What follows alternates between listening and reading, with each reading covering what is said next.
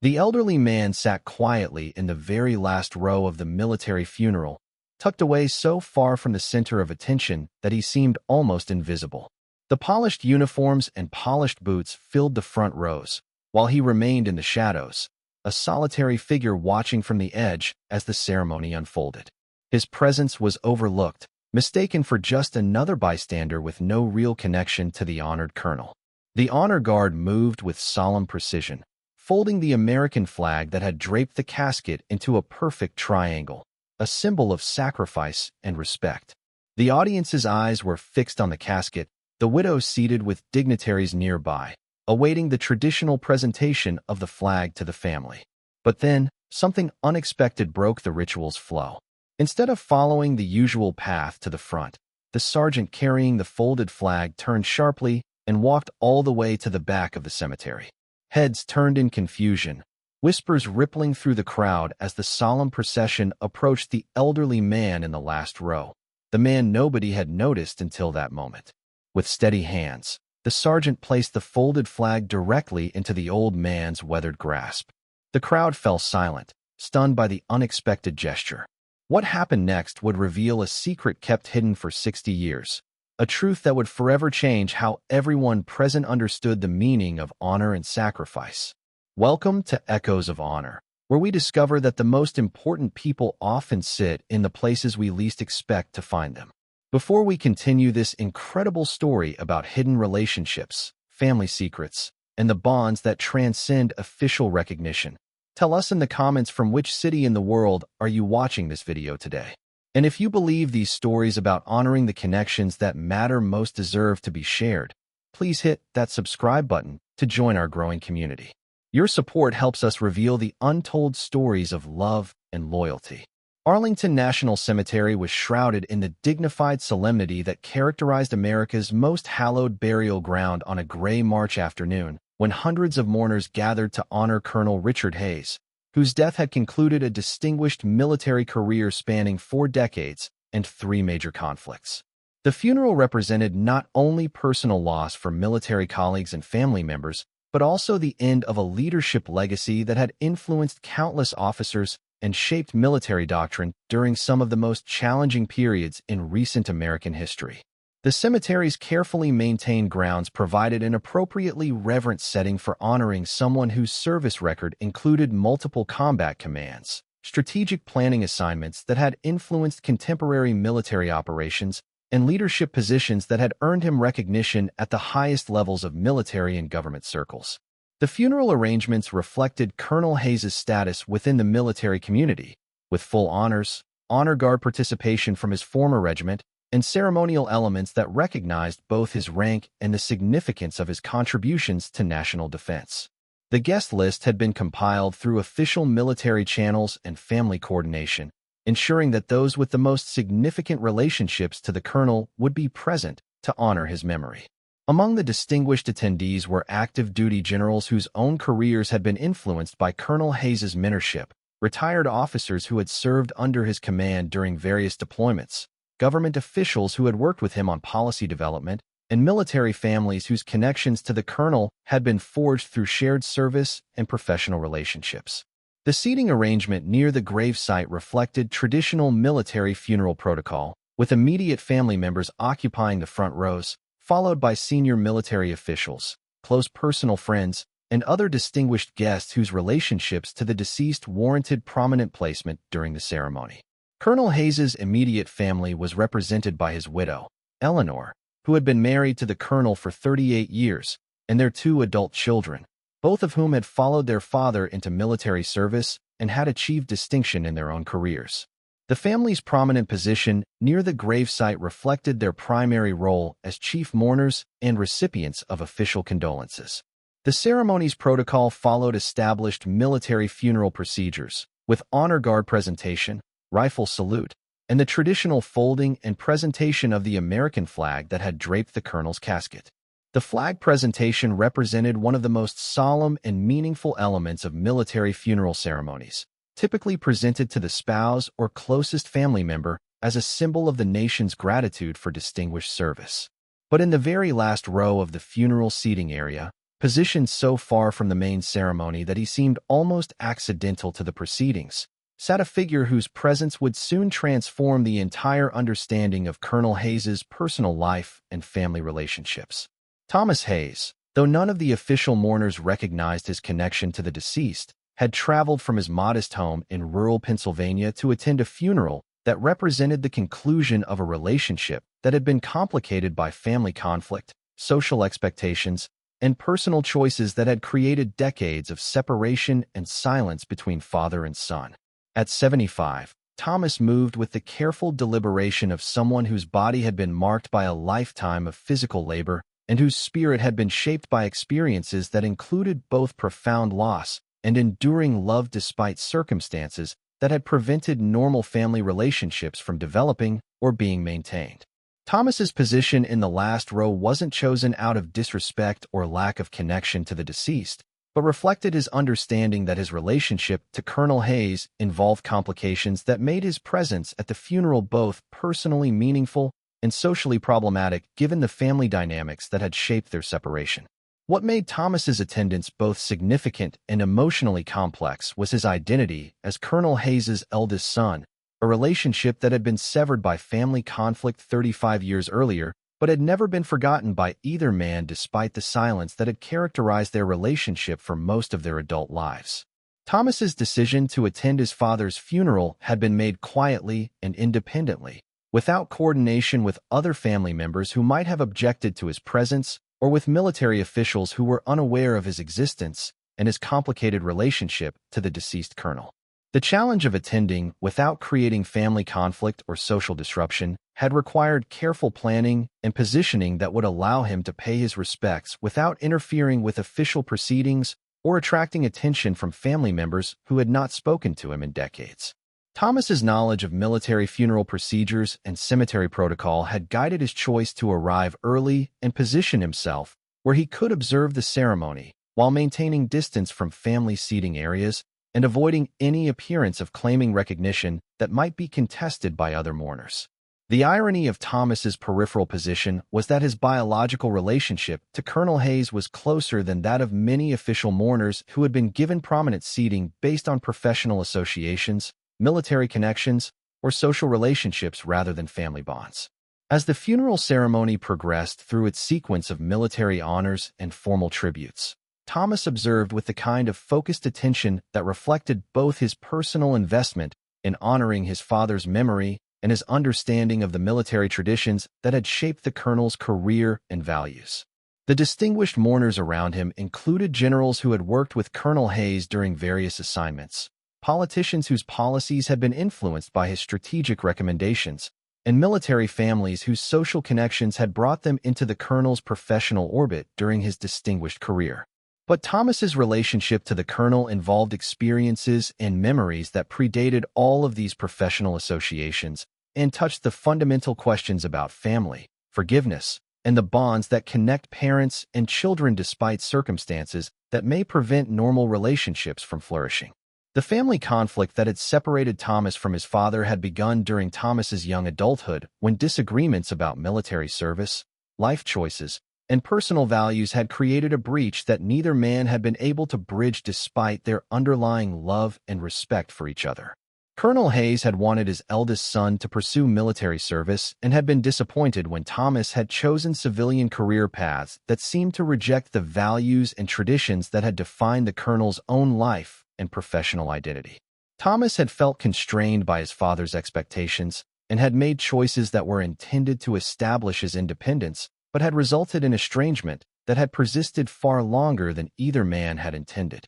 The decades of separation had been marked by missed opportunities for reconciliation, family events where Thomas's absence had been noted and regretted, and personal milestones that had been celebrated without the presence of family members who had once been central to each other's lives. But Thomas's presence at the funeral represented a final attempt to honor his father's memory and to demonstrate respect for the military career and personal achievements that had defined Colonel Hayes's life, even if their family relationship had been complicated by misunderstanding and stubbornness on both sides. The breakthrough in Thomas's anonymity came when the funeral ceremony reached the point of flag folding and presentation. the moment when military honors would be concluded with the formal presentation of the American flag to the family member designated to receive this symbol of national gratitude for distinguished service. Staff Sergeant Maria Santos, the Honor Guard member responsible for presenting the folded flag, had been briefed about the ceremony's protocol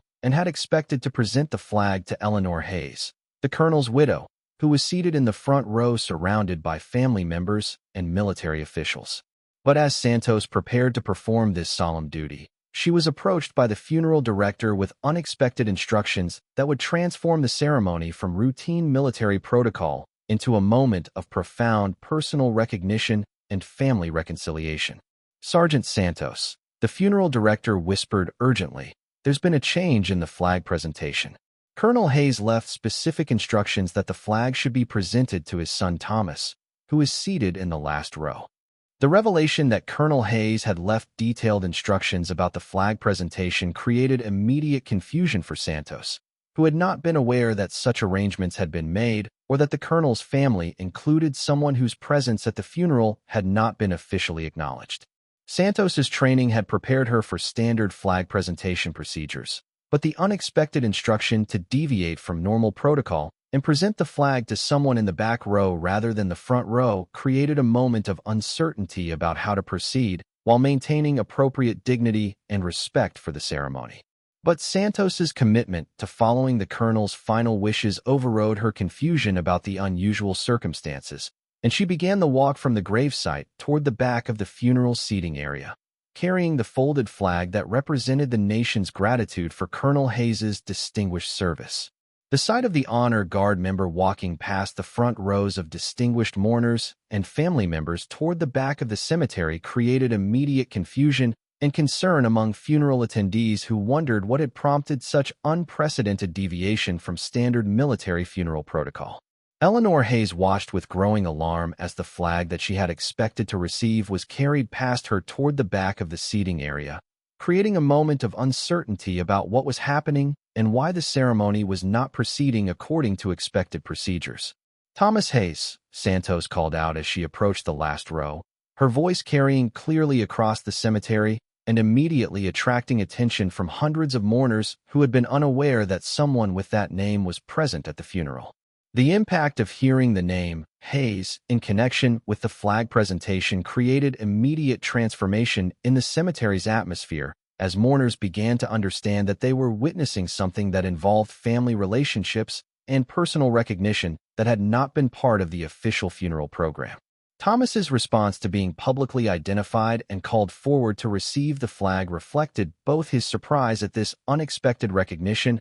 and his understanding that his father had somehow arranged for this moment of reconciliation despite the decades of separation that had characterized their relationship. As Thomas rose from his seat in the last row and approached Santos to receive the flag, the transformation in mourners' perception of his significance was immediate and dramatic. The anonymous attendee who had been sitting unnoticed at the edge of the ceremony was revealed to be someone whose relationship to the colonel had warranted the highest honor that could be provided at a military funeral. Santos's presentation of the flag to Thomas created one of the most emotionally powerful moments in Arlington National Cemetery's history, demonstrating the kind of family reconciliation and parental love that could transcend decades of misunderstanding and separation. On behalf of the President of the United States Army, and a grateful nation, please accept this flag as a symbol of our appreciation for your father's honorable and faithful service, Santos said,